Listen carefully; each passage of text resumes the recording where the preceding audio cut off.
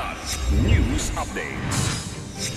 Mga balita ngayon, operasyon ng iligal na pagawaan ng armas binuwag sa Danau City, Cebu. 2 suspect arestado. Special Investigation Task Group sa ambush kay Sharif Aguac Mayor Ampatuan, bubuuin ng PNP. 3 mangingisda na 2 araw ng palutang-lutang sa dagat sa Zamboanga del Norte na iligtas ng Singaporean flagged vessel. Ako po si Cesar Soriano para ihatid ang nangungunang mga balita sa buong kapuluan. Ngayon, Binuwag ng Police Regional Office o PRO-7 ang isang illegal gun-making operation at inaresto ang 2 suspect sa Danau City, Cebu, bandang 1:00 ng madaling araw noong January 25, 2026. Rumesponde ang mga pulis sa ulat hinggil sa paggawa ng baril sa Barangay Kahumayan. Nasamsam ang revolver, firearm parts, bala, magazines at iba't ibang kagamitan sa paggawa ng armas kabilang ang lathe machine at metal tools.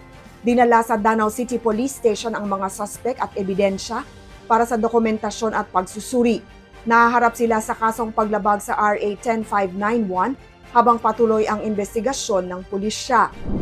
Ipinag-utos ng Philippine National Police o PNP ang pagbuo ng Special Investigation Task Group o SITG na tututok sa pananambang kay Sharif Aguac Mayor ng Maguindanao del Sur Ahmad Mitra Ampatuan noong Linggo, January 25. Saad ni Acting PNP Chief Police Lieutenant General Jose Melencio Nartates Jr., hindi nito hahayaan na maging Wild West ang sitwasyon sa Maguindanao.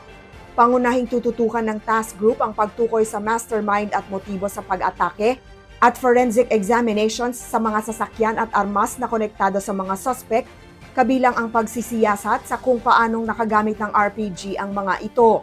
Pinatitiyak din ni Nartates sa Bangsamoro Police ang 24/7 na presensya ng pulis sa lugar nang hindi na lumala pa ang sitwasyon.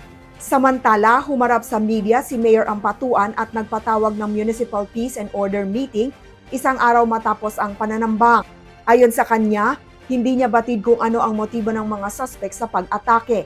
Una nang iniulat ang pagkamatay ng 3 suspect sa hot pursuit operations ng pinagsanib na puwersa ng pulisya at militar. 3 mangingisda ang nailigtas matapos masagip ng Singaporean bulk carrier MV Maud sa karagatang sakop ng Siocon, Zamboanga del Norte noong January 25.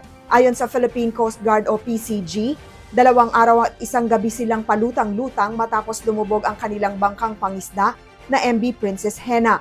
Pawang mga residente ng Hinobaan, Negros Occidental ang mga biktima. Sinuri ng Coast Guard Medical Team ang kanilang kalagayan at napatunayang nasa maayos na kondisyon.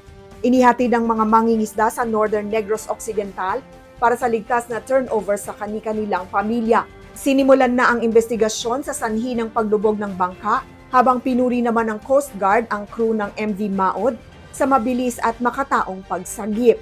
Para sa Kidlat News Channel, ako si Rosalyn Sigchonko, nag-uulat. ako po si Cesar Soriano, kasama nyo sa bawat pagputo ng balita.